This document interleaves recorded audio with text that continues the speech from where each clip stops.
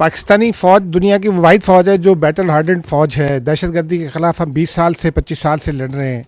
ہم نے بارہا مذاکرات بھی کیے, افغانستان کے ساتھ بھی اپیزمنٹ کی کوشش کی, وفود ان کے یہاں بھیجے, لیکن ہمیں دیکھتے میں آیا کہ کوئی فائدہ اب تک نہیں ہوا. لیکن گزشتہ روز وہ ایک بڑے سیاستدان ہیں عمران خان صاحب اڈیالہ جیل میں مقدمات بھی بھگت رہے ہیں. کل ہماری ان سے بات ہوئی تو وہ یہ کہتے ہیں کہ جو پاکستان کی افغان پالیسی ہے وہ غلط ہے. افغانستان کے ساتھ مذاکرات کرنے چاہیے, ٹی ٹی پی کے ساتھ مذاکرات کرنے چاہیے. وہ یہ کہتے ہیں کہ مذاکرات, ہمارا تو وزیر خارجہ وہاں بلاول کا انہوں نے نام لیا کہ وہ نہیں گئے افغانستان جب وہ وزیر خارجہ تھے, تو وہ یہ کہتے ہیں کہ اس کے اثرات خیبر پختونخوا پر بھی آ رہے ہیں اور یہ پالیسی فالٹی ہے, اس کو مکمل طور پر تبدیل کرنا چاہیے اور افغانستان سے مذاکرات کرنے چاہیے. آپ اس حوالے سے کیا کہتے ہیں؟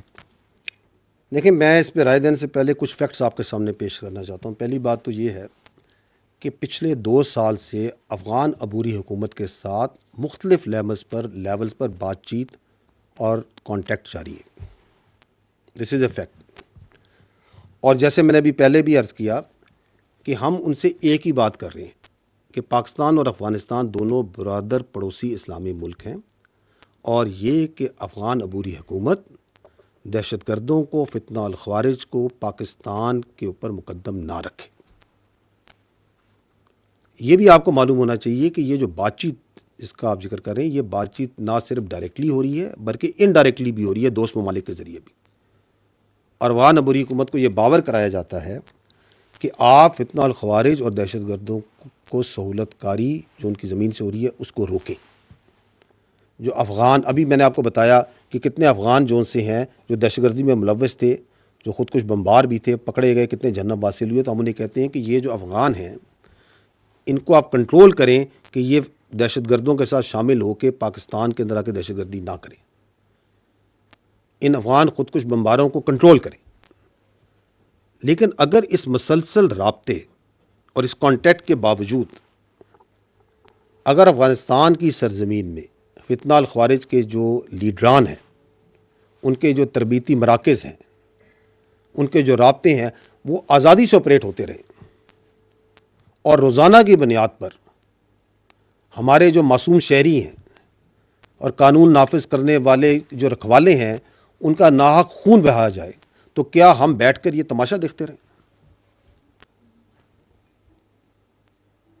میں آپ سے یہ جو آپ نے ذکر کیا اپنا, تو یہ جو دوغلی سیاست کا یہ جو پرچار کرتے ہیں, میں ان سے ایک سادہ سوال کرتا ہوں کہ آج سے ٹھیک 6 دن پہلے 21 دسمبر 2024 کو جنوبی وزیرستان میں 16 FCC کے جوان فتنہ الخوارج سے جوامدی سے لڑتے ہوئے شہید ہوئے.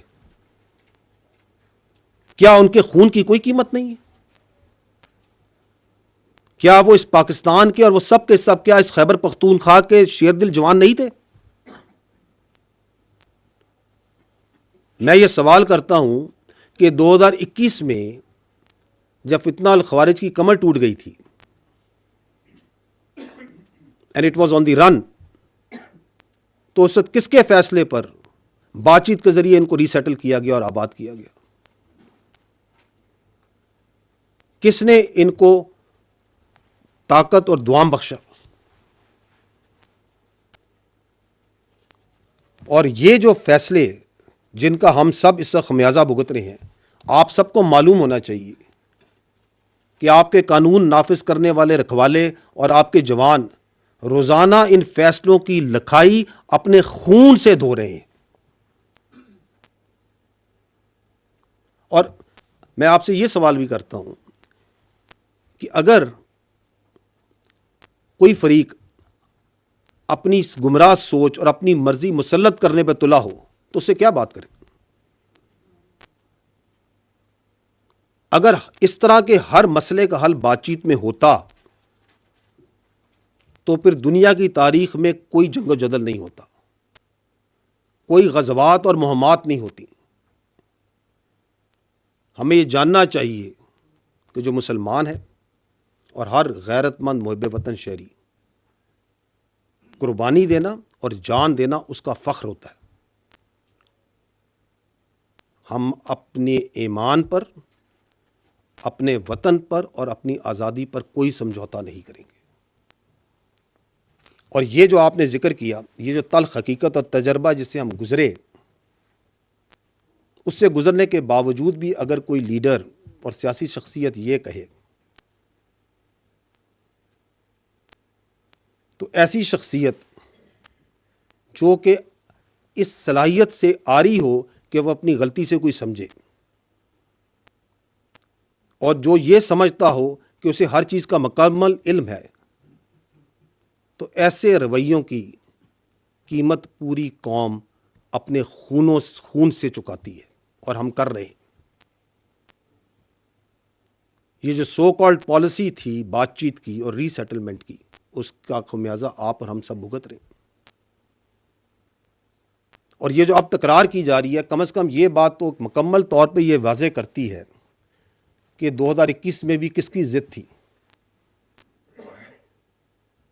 کہ ان سے بات چیت کر کے ان کو ری سیٹل کیا جائے. اور اس ضد کا جو قیمت ہے وہ پاکستان اور بالخصوص خیبر پختونخوا ادا کر رہا ہے. ضرورت تو اس امر کی ہے کہ ہم اس حساس، انتہائی اہم، جانوں سے جڑے ہوئے یہ جو مسئلہ ہے کاؤنٹر ٹیررزم کا، اس پہ پالیٹکس اور کنفیوژن اور بیانیے نہ بنائیں، اور خیبر پختونخوا میں گڈ گورننس پہ توجہ دیں. میں نے آپ کو پہلے بھی کہا کہ یہ گورننس کے جو گیپس ہیں یہ ڈیلی ہم اپنی قربانیوں سے، اپنے شہداء کے خون سے پورا کر رہے ہیں. تو بجائے اس کے کہ اس پہ بیانیے بنائے جائیں، اس پہ سیاست کھیلی جائے، why not focus on good governance, why not address those issues جن کی وجہ سے وہاں پہ احساس محرومی اور ٹیررزم کے لیے فیسیلیٹیشن ہو رہی ہے. کیونکہ وہ ہم نے نہیں کرنا، تو اس لیے اس پہ سیاست کی جائے. But I think time has come where we need to stand together and say no more politics on terrorism.